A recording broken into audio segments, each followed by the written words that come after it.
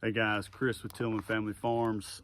We're back for the third installment of how to become a pig farmer. This one is actually down to the exciting part where you're going to receive piglets and you're going to actually start caring for those animals in the infrastructure that you've created. So we're going to backtrack just a little bit to the last video. We're not going to go all the way back to the first one. There's a 1 and 2 of this. This is going to be the third installment, so it would be very important if you're going to follow this to go all the way back to the first one, watch that one, and then continue on through. So in the last one, we talked about where you're going to farm. You've figured that out by now, okay? So you've either inherited land, bought land, leased land, something. What do you need? So you're going to need all of the infrastructure, whether it's hard fencing, portable electric fencing, feeders, waters, actually having feed on the farm, training pens, all sorts of things like that. Those are all of your infrastructure needs. You're going to have ways to get that feed and water to these locations. So if you have a big place that doesn't have a sure enough infrastructure of water on it with pipes and things in the ground, you'd be amazed at what you can do with water hoses. I know that Chuck and Sandra from Sharon Park Farms, buddy, they had water hoses stretched out everywhere, and it worked. It worked really well for them. They were able to keep up with it, so water shouldn't be that big a deal. One thing that I wanted to go back and add, and you probably need to research this back in the first video, but that's a vet. You need to have a relationship with a large animal vet in your area that you can talk with, that you can have come out to the farm and vet your animals if that is needed. So a vet. Have your feed supply on hand. Figure out your transport, which that's going to be a trailer or a big cage in the back of your truck, a flat trailer with a cage built on it. Any of those things that could actually be where you need to can remove it from that, so you can use it as a regular truck or as a regular trailer. But those are the things from the last video that you need to pay attention to and go back and study a little bit more, because in this one it's time to get to farming. So for this portion of the video, I don't know what you've chosen to do. So at this portion of the video, you're going to get all of the examples of what we did, okay? So when we chose pigs, we chose to do heritage breed pigs. So we didn't care whether or not it was a registered heritage breed or anything like that, because we had the intentions of crossing from the very beginning. So the types of pigs that we have here on our farm are going to be Duroc, Berkshire, and Hampshire cross, okay? We get a lot of red because the Duroc is really strong in our boar. So we get a lot of red and black. At this point, you should have made all those decisions and found a source and decided what you're gonna do. In this case, we're going to talk about a farrow to finish operation. And in a farrow to finish operation, you have to start off with a breeding pair before you get to the point of where you're growing out for meat sales and things like that. You're trying to build a herd to begin with. So you have a place to go pick them up. At this point, you need to have your transport figured out, whether they're going to be delivered to the farm because you just don't have a way, or just like we were talking about a little while ago, you need a truck with some kind of contraption or a stock trailer or something to go pick these animals up.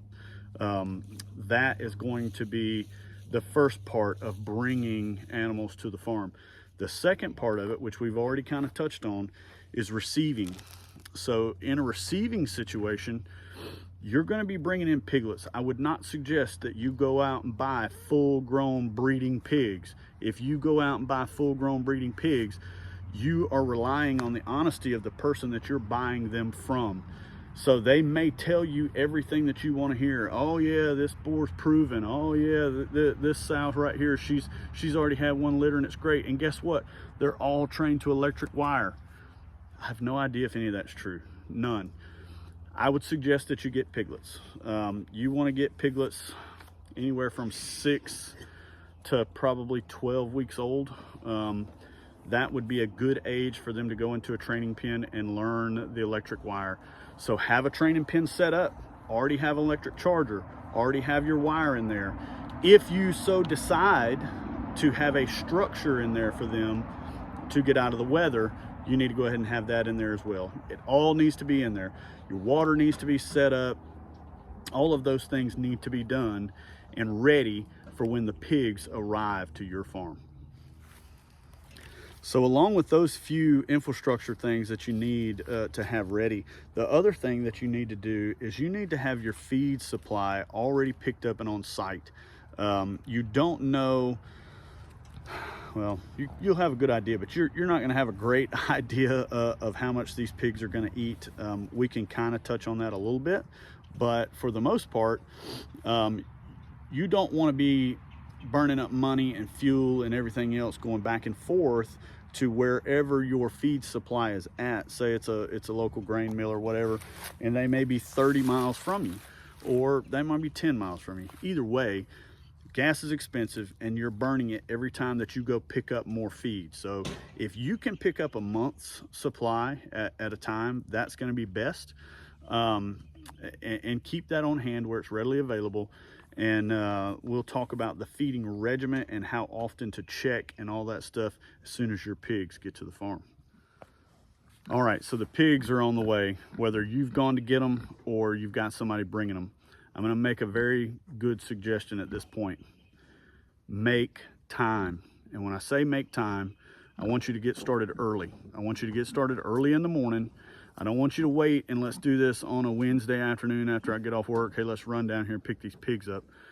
Give yourself the time that you need to get these animals where they need to go, get everything set up, pay attention to them, learn them, spend some time with them that day. Do not rush this. You are in a learning curve right now, learning all about these animals. So take the time, make a day of this, getting them to the farm, getting them where they want to or where they need to be, making sure that they have everything and that they're not freaking out, hurting themselves, trying to bust themselves out of this thing or whatever. Stay with them until they get calmed down and just learn about them. Pigs are a very, very joyous animal to have around. They are fun to watch. I mean, seriously, they are the most fun animal that we have on this farm, and we love to spend time just watching them. So take your time, set aside a whole day to receive pigs and spend time with them when they get to the farm. So the next thing we'll talk about here real quick, so your pigs have gotten here, and a lot of people are wondering at this point, do you back this trailer into a training pen? Do you back it up wherever? I mean, are you reaching over and grabbing them? Are you tackling them? What are you doing? So I would suggest, and there's many, many videos out there that you can see. I don't have any piglets to show you this with right now, but these piglets should still be light enough for you to pick up. It is best if you grab them by both of their back legs and pick them straight up, okay? When you pick them straight up, you can pick them up and put them right over the hog wire fence that you've set up for your training pen and just let them down and they'll be fine. You do them one at a time. You do it one person at a time, okay? Very, very close to your setup. You do not want to be along, you don't want to have to walk holding this piglet by its legs for 50 yards or 100 yards or whatever. You want to be able to get your transport vehicle up as close to this training pen as possible so that you don't have a long way to go. But that's the best way to handle them. Then after that, when I tell you to spend time with a pig, normally when we have piglets and I'm trying to get them to trust us and I want them to be able to be calm around us and things like that, I'll take a 5-gallon bucket, I'll go out in the training pen and I just sit on it. Pigs are very curious. They're going to come up to you. They're going to be sniffing your boots, chewing on your boots. You'll be able to start reaching out to scratch on them and rub on them a little bit. But before you know it, they'll be like a dad-blame dog, man. They'll just lay down, let you rub their belly and all that stuff. And that's when you know that you have happy pigs. So close to your training pen, by both legs, over the side in there into a secure training pen so they don't get away. The next thing that you need to be prepared to do when you get piglets on the ground and it's time to feed them for the first time, guess what? No matter what you do, whether you're farrow to finish or you're all in, all out, or you're just raising piglets to sell, you need to start tracking everything that you do and all the money that you spend on these piglets.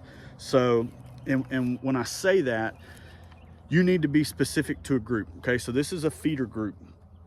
This group, we know how many pounds of feed have come to this group. We know how much water we bring out here and how often. We know how much time that we spend with these animals labor-wise. We know once processing and all that stuff is done, we calculate that into it. But that is how you're gonna come up with the cost of your end product, okay? And you'll track all kinds of stuff, and you'll find things along the way that you want to track that maybe I haven't talked about. Maybe those things matter to you, all the way down to fuel for your vehicle for going and picking them up and then taking them to the processor. All of those things calculate into it because it's all a cost that will lead to the end product of a pork chop or grilling sausage or a ham or any of those things. This is how you're going to track what you spend to get the price for what you sell. So start tracking today. The day that you put the piglets on the ground, start tracking everything that you spend on those piglets. These guys have followed me around this pen. That's how nosy they are. They just want to know what I'm doing. And then they're eating every last little bit of root that they can dig up right there. But that's what I like about them. They're nosy and they're fun to be around. All right, so like I talked about earlier, I'm going to give you examples based on what we do, okay? So you have pigs on the ground now. You're tracking everything that you're doing. Now you need to go ahead today, this week, within the next 2 weeks. Do not let this get by you, because next thing you know, it'll be 4 or 5 months down the road and you're gonna have trouble doing this. But back in the very first video, we talked about finding a processor and starting to talk with them and get pricing from them and what they do and what they don't do. You need to call that processor right now. And to be safe, I'm going to tell you to make a processing date 8 months from the day the piglets were born. So you need to know exactly how old the piglets are that you get.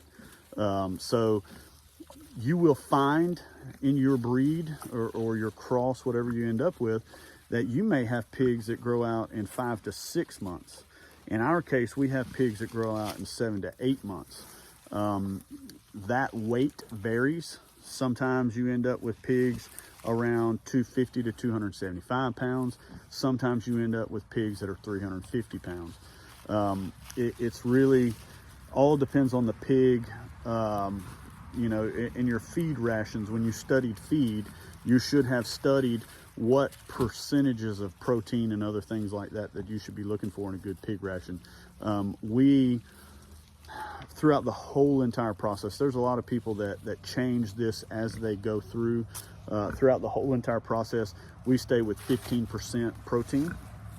And then the rest of the ration is actually built for pigs with all the pig minerals and things like that they need. We don't have any problem with this ration putting weight on our pigs.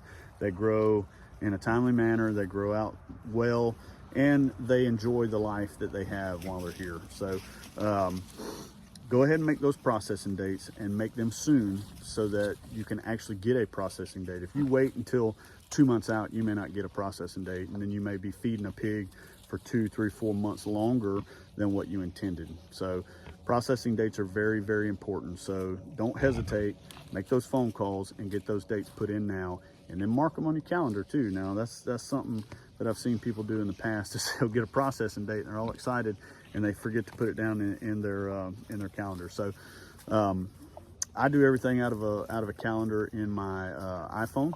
So anything and everything I do gets a reminder. I get a reminder like 2 weeks before it's supposed to happen. So we'll go ahead and get everything set up and ready to go so that we can look ahead and make sure that we're prepared when that time comes. All right, guys, welcome to the team. You got pigs on the farm, and you got a lot of things to do. Over the next week or so, you're gonna spend a lot of time with these pigs, and you're gonna watch them. You're gonna learn their animations and all these different things, and you're gonna learn what a joy it is to do the things that we do with these animals, and you're going to learn what it's about to give them the very best life that you can give them, because they're giving all for you and the business that you're making. So what you can do is give them the best of what you've got while they're here. We're going to end this video here. In the next video, as far as talking about care and things like that, we're going to go over how to get a rough idea of what your pigs weigh.